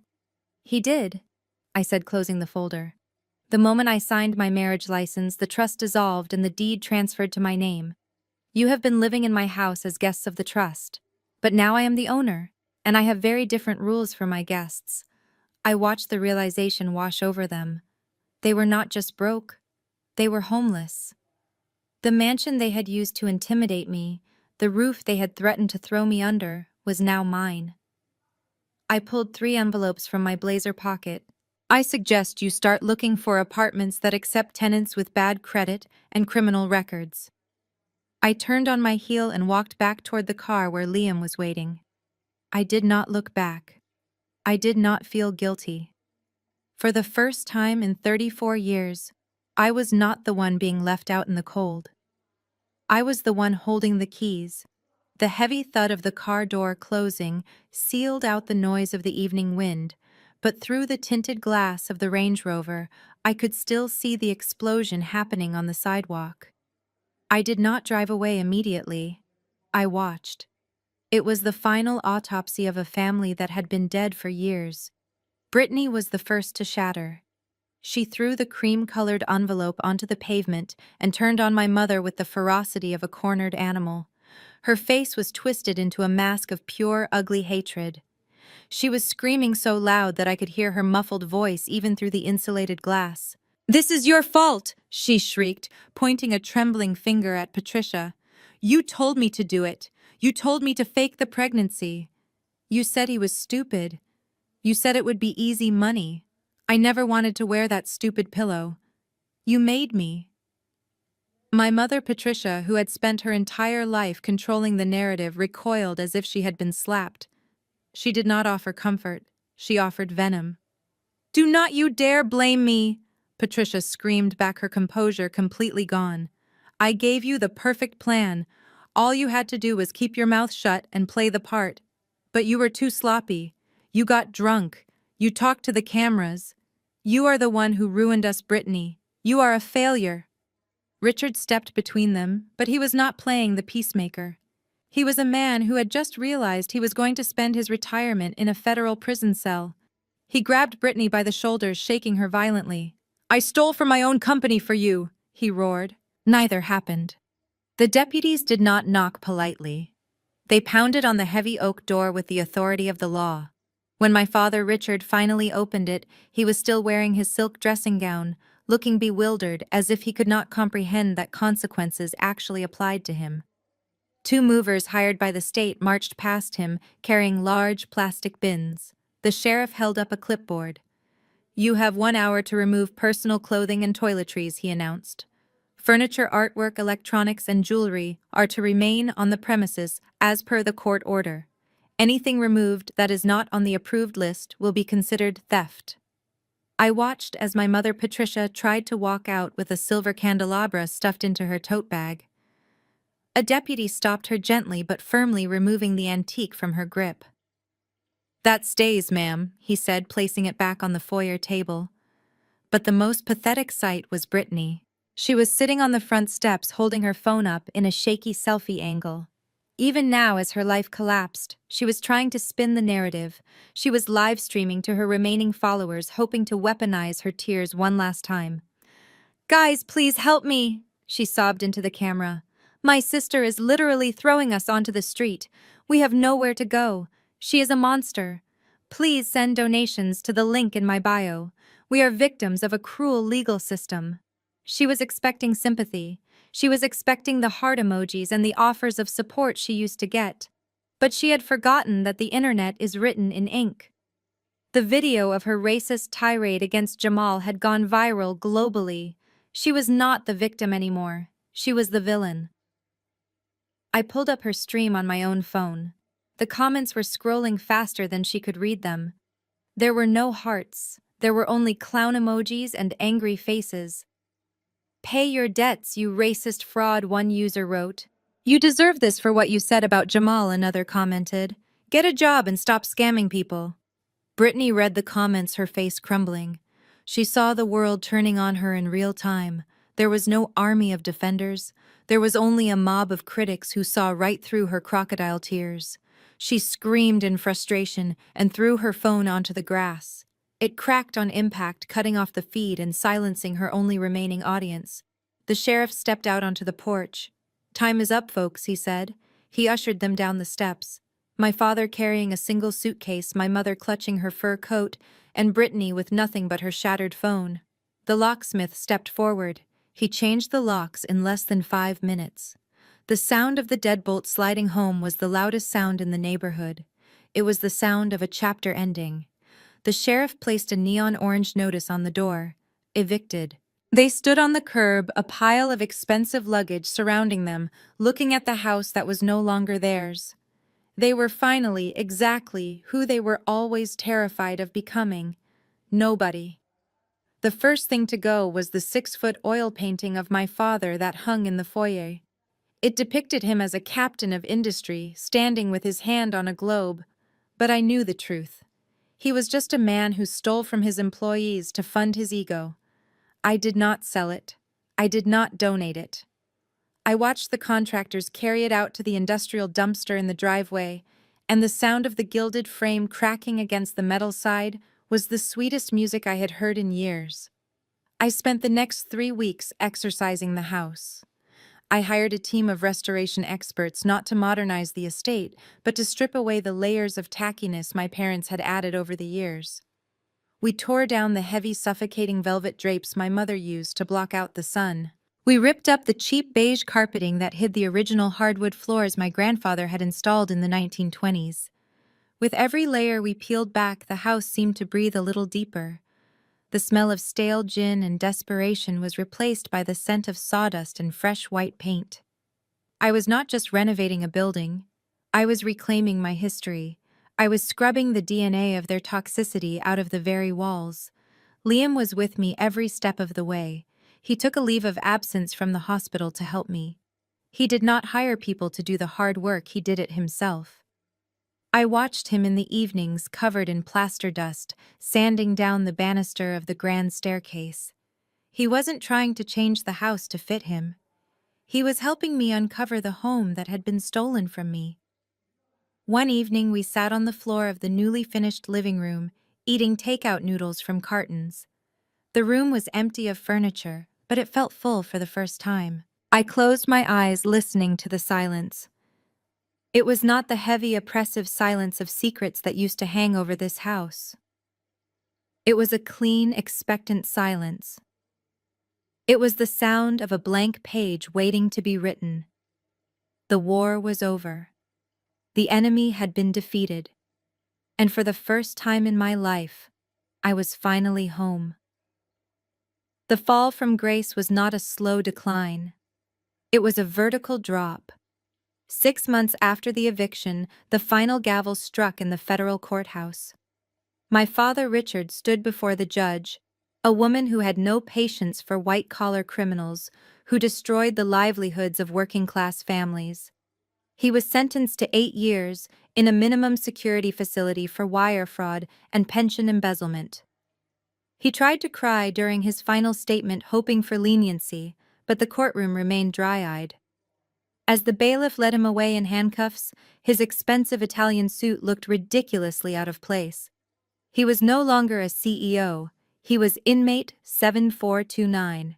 On the south side of the city, far away from the manicured lawns and gated communities of their past life, my mother and sister were discovering the harsh reality of the economy they had ignored for so long.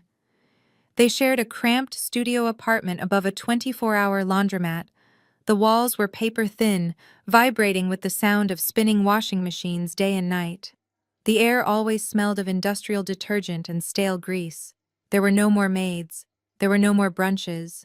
There was only the relentless grind of survival. Brittany stood behind the counter of a fast food franchise wearing a polyester uniform that was 2 sizes too big. The fluorescent lights buzzed overhead, highlighting the dark circles under her eyes. The grease from the fry station had ruined her manicure weeks ago, and her hair was pulled back into a messy bun under a visor. She looked at the line of customers. They were not investors or socialites. They were tired, hungry people who did not care about her follower count or her past life. "Order number 42. She yelled, her voice flat and defeated. A teenager stepped forward, grabbing the bag without saying thank you. Brittany watched him go, feeling a flash of the old entitlement rise up in her throat, but she swallowed it down. 6 months ago, she would have had him thrown out for looking at her the wrong way. Now she had to smile and ask if he wanted ketchup. In the back of the kitchen, my mother Patricia was scraping gum off the underside of a plastic table. Her vintage Chanel suits were long gone, sold to a consignment shop to pay the security deposit on the apartment. She wore the same bright orange uniform as her daughter. Her hands, once soft and adorned with diamonds, were now chapped red and smelling of bleach. She looked over at Brittany, who was leaning against the soda machine, trying to check her phone during a lull in the rush.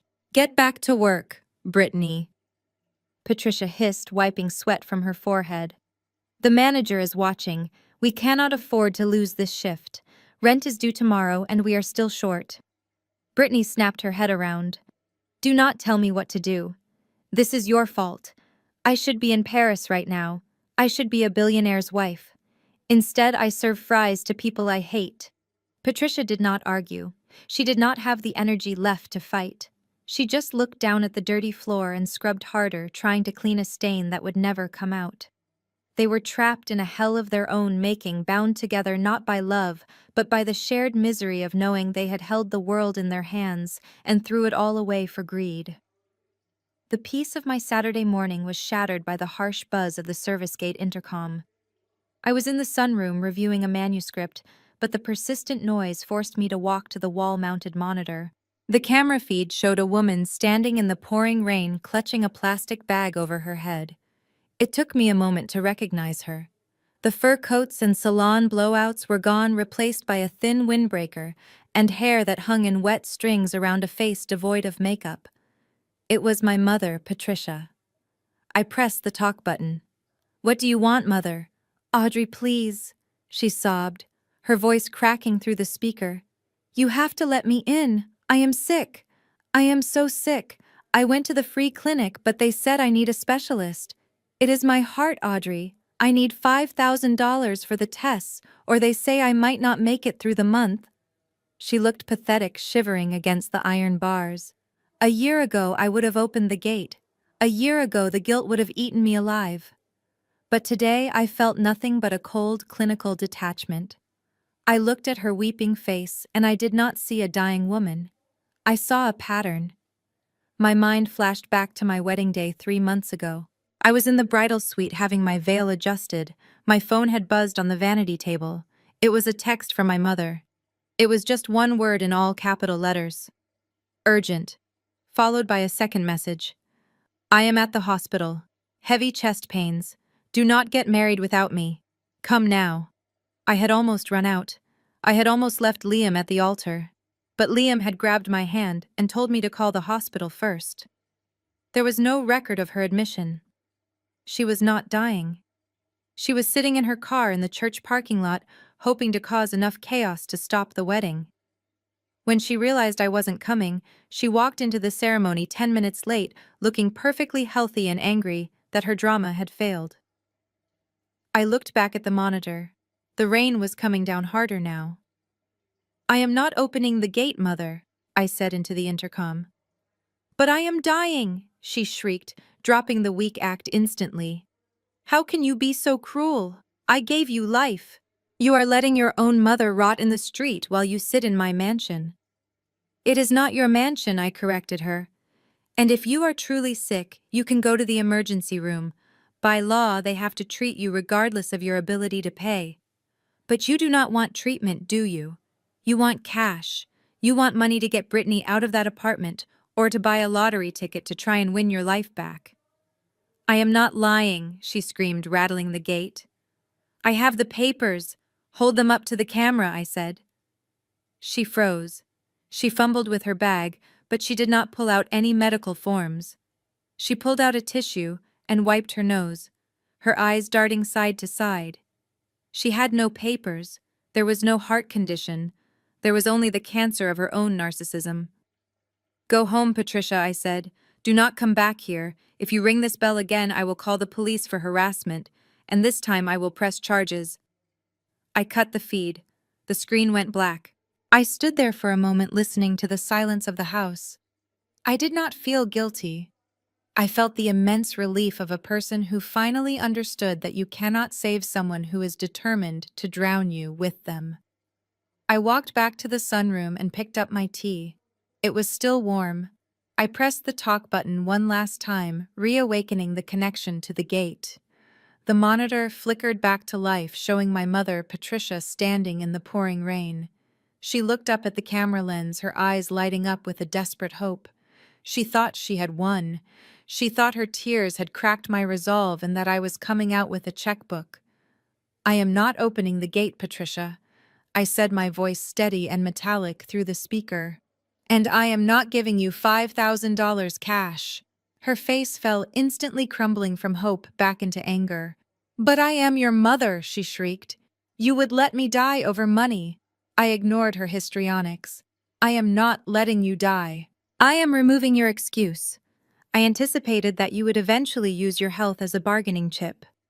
I know you too well, so yesterday I contacted the State Health Exchange. Patricia froze, the rain dripping off her nose. What are you talking about? I have prepaid a premium bronze-level health insurance policy in your name for exactly 1 year, I explained. It is fully active as of this morning. The coverage is comprehensive for emergencies and general practitioners. It does not cover private rooms. It does not cover cosmetic procedures, and it certainly does not have a cash value that you can liquidate. I paused to let the information sink in. She was not getting money to gamble. She was not getting money to pay Brittany's rent. She was getting exactly what she claimed to need, and she hated it. The insurance card is in the external mailbox attached to the brick pillar, I continued. Take it. It is the last thing I will ever give you. I watched on the screen as she scrambled to the mailbox.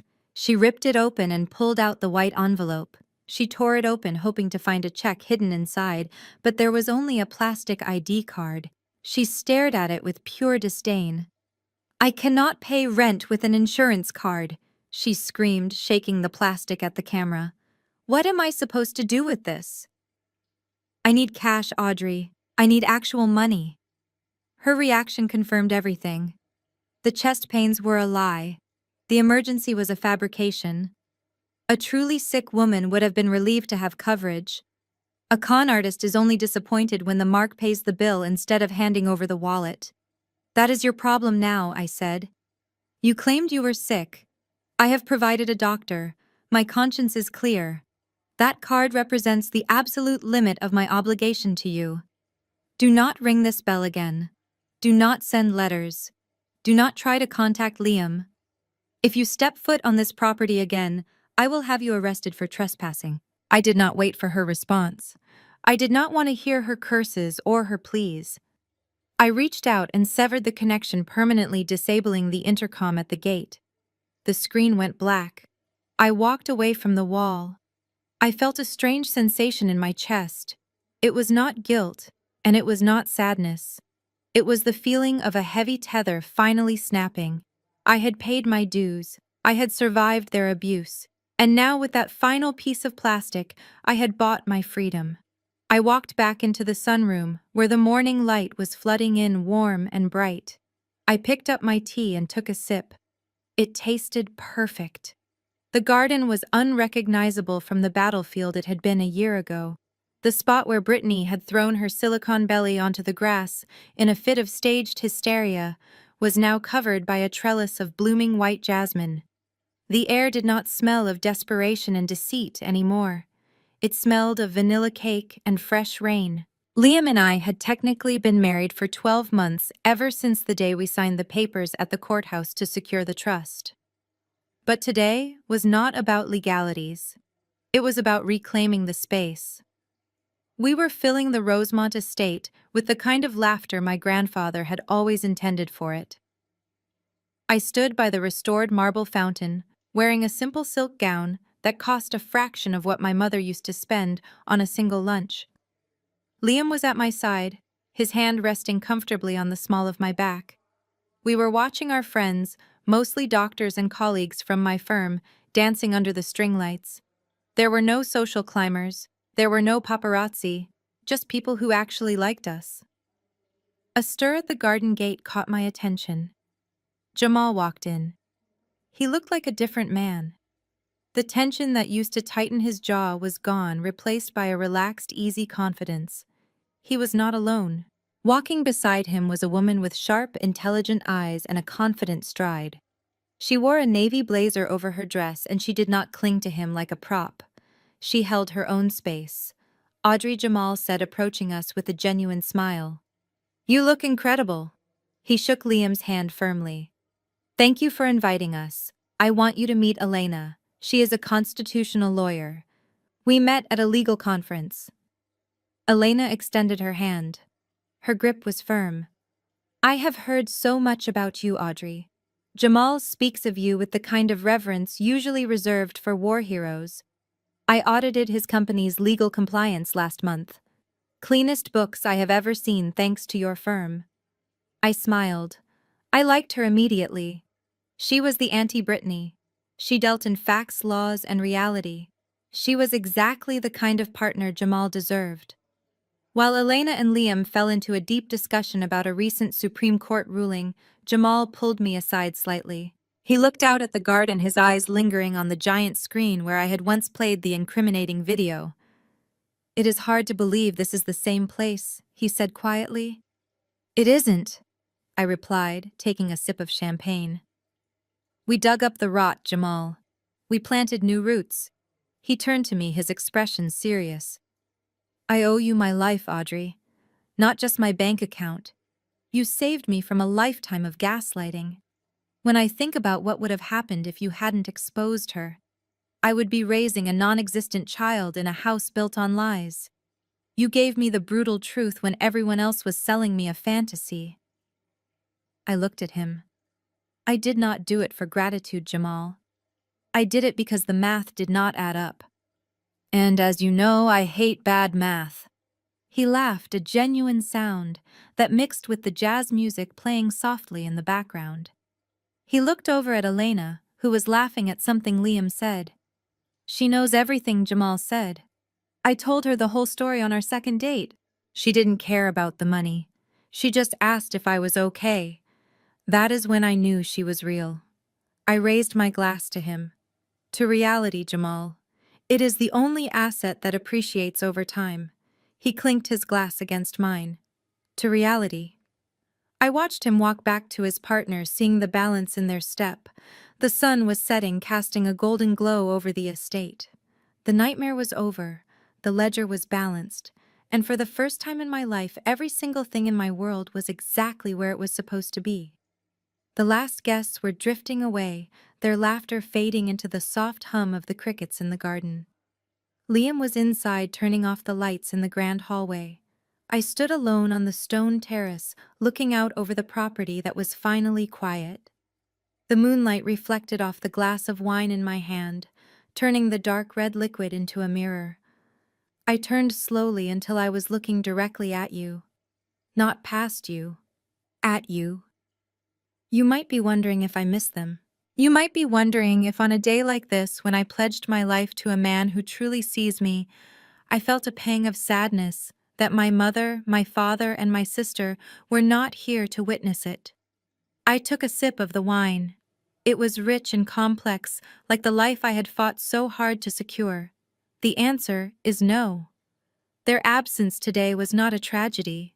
It was my wedding gift to myself. For 30 years, I thought their approval was the currency I needed to survive. I thought if I just worked harder, if I was just smarter, if I just gave them enough money, they would finally love me. But that is the thing about a black hole. It does not care how much light you feed it. It will always be hungry, and it will eventually consume you if you stand too close. I looked back at the house.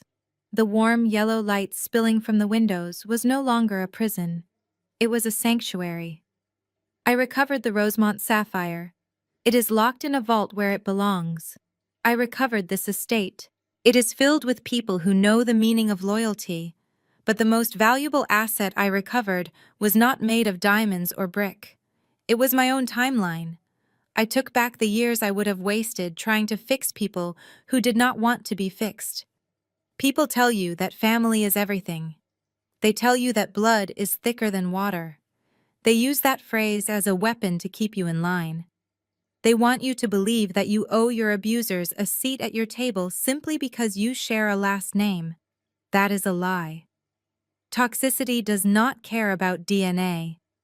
A malignant tumor shares your genetic code too. It grows from your own cells. It feeds on your own blood. But you do not keep it. You do not nurture it. You cut it out. You excise it surgically and completely so that the healthy part of you can survive. I did not destroy my family. I simply let them face the consequences of their own actions. I stopped being their shield and allowed reality to be their sword. They are out there somewhere living the life they earned, and I am here living the life I built. I raised the crystal glass. The light caught the rim, creating a perfect circle. There is no need for anger anymore. There is no need for noise. The audit is complete. The accounts are balanced. And the profit is peace. The best revenge is not screaming. It is not fighting. It is just living. Truly, deeply, and unapologetically living. I smiled, a genuine smile that reached my eyes. Cheers to the bad guys. Thank you for leaving. I took one last sip as the screen faded to black. The story of Audrey is a brutal but necessary reminder that family is a title that must be earned through behavior, not a free pass granted by DNA. We are often culturally conditioned to believe that we owe our blood relatives unconditional loyalty, forgiveness, and financial support, regardless of how toxic they become. Audrey's journey dismantles this dangerous myth. She spent years trying to purchase her family's affection with her silence and her success, only to realize that to a narcissist, a giver is nothing more than a resource to be depleted until it is dry. The core lesson here is that setting boundaries is not an act of cruelty. It is a fundamental act of self-preservation. When you tolerate disrespect to keep the peace, you are effectively waging a war against your own self-worth. Audrey did not find happiness by fixing her broken family. She found it by accepting that they were broken and refusing to let their sharp edges cut her anymore. She realized that you cannot save people who are determined to drown, and if you hold on to them, they will simply pull you under with them. Furthermore, this narrative highlights the critical power of financial independence and documentation. In a world of gaslighting and emotional manipulation, facts are your best defense. Audrey used her professional skills collecting evidence, understanding the law, and securing her assets to turn the tables. She proved that while emotions can be manipulated, the truth is a ledger that eventually balances out. The ultimate takeaway is that you have the absolute right to audit your life and cut out the liabilities, even if those liabilities share your last name. Your peace is more valuable than any family tradition. If you enjoyed watching Audrey serve cold hard justice to those who underestimated her, please like and subscribe for more stories where the underdog takes it all. Have you ever had to set a hard boundary with a toxic family member? Share your experience in the comments below. I read every single one. Just the raw, honest promise between two people who chose each other when the world turned its back. As I slipped the gold band onto Liam's finger, I felt a surge of power. My family thought they could ruin this moment by their absence. Instead, they clarified it. They proved they did not belong here. They belonged at a party built on lies and stolen jewels. As soon as the ink dried on the marriage license, I did not head to a reception. I walked into the small vestry room and unzipped the $3,000 lace gown. It fell to the floor like a shed skin. I left it there in a pile of tulle and silk. In its place, I pulled on what I had originally packed for our honeymoon departure. It was a tailored white structural blazer with sharp lapels and matching wide-leg trousers. I slicked my hair back into a severe bun and applied a coat of dark red lipstick. I did not look like a jilted bride anymore. I looked like a forensic auditor preparing for a raid. It is my sad older sister. I guess no one showed up to her little ceremony, so she came here to crash my party. Did you come for the free cake, Audrey? Or did you just want to see what a real celebration looks like? Laughter erupted from the crowd. It was a cruel, jagged sound. My stomach turned, but my face remained like stone. I did not stop walking. I moved straight through the crowd, parting the sea of guests, who stared at me like I was a zoo animal. Before I could reach the stage, a hand clamped down on my arm with bruising force. It was my mother, Patricia. She had materialized out of the crowd, her face a mask of panic barely concealing her rage. She dragged me aside near a pillar away from the direct line of sight of the cameras. "What the hell are you doing here?" she hissed through her teeth, her voice low and venomous. "You look insane, Audrey. You are embarrassing us. Look at you showing up in a suit like some sort of man. Get out." He turned and walked out of the office, his shoulders slumped, his expensive suit suddenly looking too big for him.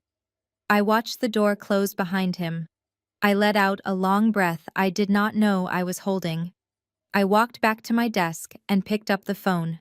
"Marcus, send the files to the FBI agent and get me a fresh coffee. I have a feeling this is going to be a very long day." 2 hours after my father fled my office, my phone buzzed with a message from a number I did not recognize. It was brief and to the point. "The Oak Room. 30 minutes. Come alone." It was signed Jamal. I knew the Oak Room. It was a private members-only club in Back Bay, known for its discretion and its single malt scotches. It was exactly the kind of place a man went when he needed to make a decision that would alter the trajectory of his life. I grabbed the beige file folder from my safe, the one labeled Brittany Personal Finance, and headed out into the bustling city streets. He was flipping through the pages faster now, his jaw tightening with every line item. He saw the unpaid Nordstrom bills, the collection's notices from luxury spas. The student loans she had deferred so many times, the interest had doubled the principal, even though she never finished her degree. She told me she was debt-free, Jamal whispered. She told me she invested her trust fund in stocks.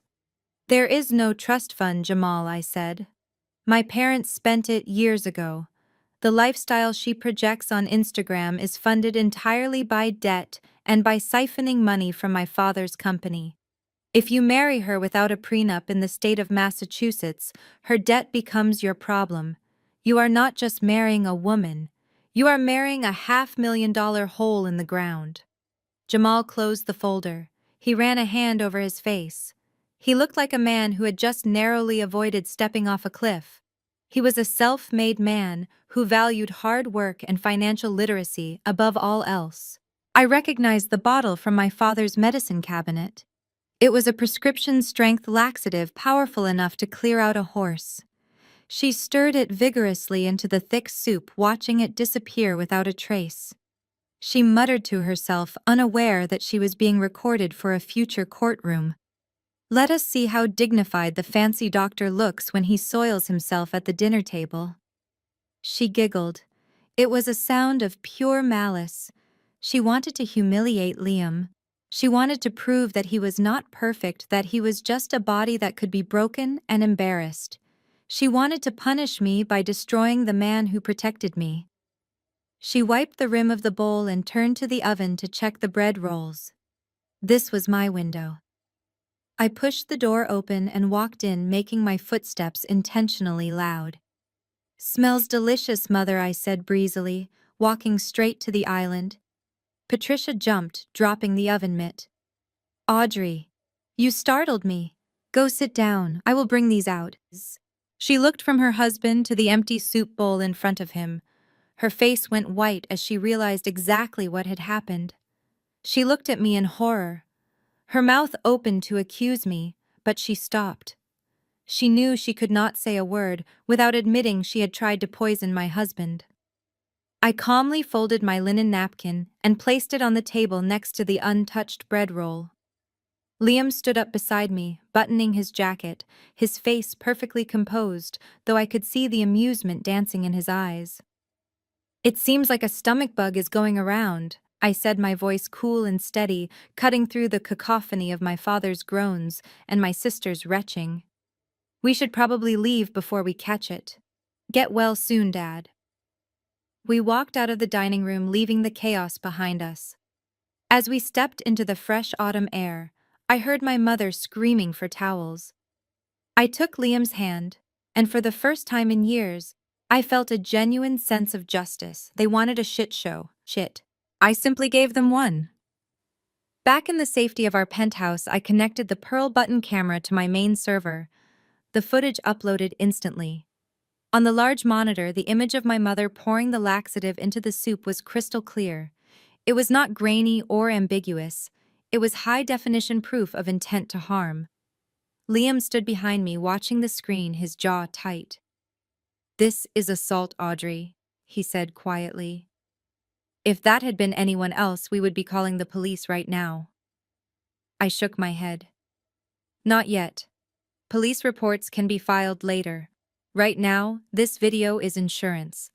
If they try to sue me for the condo, or if they try to claim I am harassing them, I will release this footage to every charity board and social club my mother belongs to. It is mutually assured destruction." I encrypted the file and saved it to 3 separate secure cloud drives. But I was not done. The adrenaline from the dinner was still pumping through my veins, and my mind was racing with possibilities. I had told him explicitly in this very office that if he threatened me, I would look into his finances. He chose to try and poison my husband instead. I simply forwarded the structured withdrawal patterns to the Securities and Exchange Commission via their anonymous whistleblower portal. The evidence was irrefutable. My phone rang. It was not my father. He was currently being questioned by federal agents. It was my mother, Patricia. "Audrey." She screamed the moment I picked up. Her voice was shrill with panic. "The cards are not working. I am at the grocery store and the platinum card was declined. The teller said the accounts are frozen. How are we supposed to live? That is standard procedure during a federal investigation. Mother, I replied calmly. They freeze assets to prevent suspects from hiding money or fleeing the country. You might want to get used to coupons. You did this, she spat. I know you did this, you ungrateful witch. I ignored the insult. The heavy iron gates swung open, and a sleek white Mercedes Sprinter van rolled onto the property. It was emblazoned with the logo of Boston Advanced Imaging. I knew how busy you were preparing for the wedding. I continued, keeping my eyes locked on hers. So I brought the hospital to you. That is Dr. Evans getting out of the van. He is the chief of obstetrics at Mass General. He has brought a portable 4D ultrasound machine. The crowd erupted in applause. The investors were nodding approvingly. To them, this was a wonderful gesture. A high-tech mobile checkup for a high-value baby. Jamal looked impressed. He turned to Brittany, beaming. Babe, this is amazing. We can see the baby right now. We can show everyone the heartbeat on the big screen. I watched the blood drain from Brittany's face. She was wearing a high-quality silicone prosthetic, but it was just rubber and foam. An ultrasound wand would not find a heartbeat. It would find nothing but plastic and deception, Dr. Evans walked up the grassy aisle wheeling a state-of-the-art machine. He smiled professionally. If the mother is ready, we can get a beautiful image in less than 2 minutes, he said. I held out the microphone to my sister. Well, Brittany, I said. The doctor is waiting. Why do not you lie down on the chaise lounge and show us this miracle baby? Unless, of course, there is a reason you cannot. The silence that hung over the garden was thick enough to choke on. Brittany looked from the ultrasound machine to me and then to the crowd of expectant faces. She was cornered. There was no way out. The logic of the situation dictated that she simply lie down and let the doctor prove her pregnancy, but Brittany did not operate on logic. She operated on survival instinct, and right now she was a cornered animal willing to chew off its own leg to escape a trap. She took a step backward, her eyes darting around frantically. I stood perfectly still, my hands clasped in front of me holding the microphone. You monster! My mother screamed, looking up at me with tears already streaming down her face. You killed him! You killed my grandson because you could not stand to see your sister happy. Murderer. The word rippled through the guests. Murderer. Jamal dropped to the ground beside Brittany, his face pale with terror. He was not thinking about the credit report or the stolen necklace. He was watching the woman he loved writhing in pain. Call 911, he shouted at the frozen crowd. Someone call an ambulance. No, Brittany wailed, gripping his shirt. It is too late. I can feel it. I am losing him. She pushed me, Jamal. She wants our baby dead. I looked around. The investors, the board members, and the socialites were staring at me with expressions of pure revulsion. They had not seen the gap between us. They had only seen the fall. In the chaos of the moment, the truth did not matter. The narrative had been set. I was the jealous, barren sister who had committed an act of violence. The only sound in the entire estate was the wind rustling through the hydrangeas. The investors looked at the fake belly on the grass, then at the woman lying next to it. The realization hit them like a physical blow. The crying, the fall, the accusation of murder. It was all a lie, a sick, twisted lie. Brittany opened her eyes. She saw Jamal staring down at her. His expression had shifted from concern to a look of absolute, unrecognizable emptiness. Jamal stared at the piece of silicone on the grass as if it were an alien object. He was trying to process the magnitude of the lie, but I knew his heart.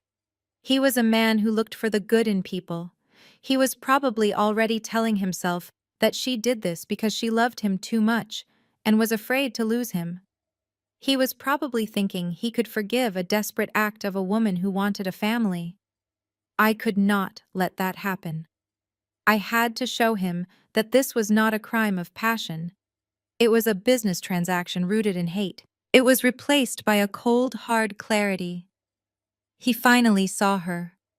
He did not see his fiancée. He saw a stranger who despised his very existence. He took a step back, then another. He looked at his hands as if he wanted to wash them. He did not scream. He did not rage. He simply looked at her with the kind of indifference you give to a rotting piece of fruit. "You are dismissed, Brittany," he said, his voice devoid of any emotion. "Get off my property." The video clip ended, leaving a static image of Brittany's sneering face on the giant screen, a permanent testament to her bigotry. Jamal stood motionless. The cold composure he had maintained throughout the afternoon finally cracked. It did not shatter into tears or screaming. It dissolved into a terrifying quiet rage that was far more dangerous. He looked down at Brittany, who was scrambling to her feet, wiping grass stains from her white dress. She reached for him, her hand trembling. "Jamal, wait," she pleaded. "That video is fake. Audrey edited it." Jamal held the ring up, looking at it with disgust before shoving it into his pocket. "Jamal, please, my mother," Patricia cried, rushing forward, trying to salvage the wreckage. "We can explain. She was just venting. She was stressed." Jamal turned on her. His eyes were burning. He looked from Patricia to Richard, and finally back to Brittany. He saw them for what they were, a pack of wolves in designer clothing. "Get out," he commanded. His voice boomed across the silent lawn, startling the remaining guests. "Get off my property, all of you. If you are not gone in 5 minutes, I will have my security team remove you like the trespassers you are." "But where will we go?" Brittany sobbed, looking around at the investors who were now openly filming her humiliation. "We gave up our apartment. We have nowhere to go." Jamal leaned in close, his face inches from hers. "I don't care. Go to a hotel. Go to a shelter. Go to hell for all I care. Just get out of my sight." Dưới đây là nội dung tiếng Anh được tối ưu cho giọng đọc AI, không ký từ là câu văn gãy gọn, ngữ khí lạnh lùng và quyền lực.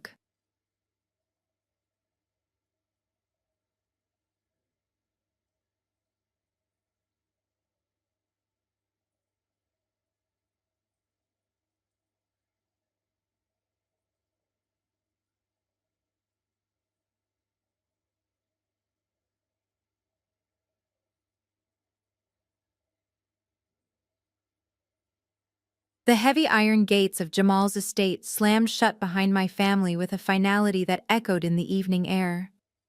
My father Richard looked like he had aged 10 years in 10 minutes.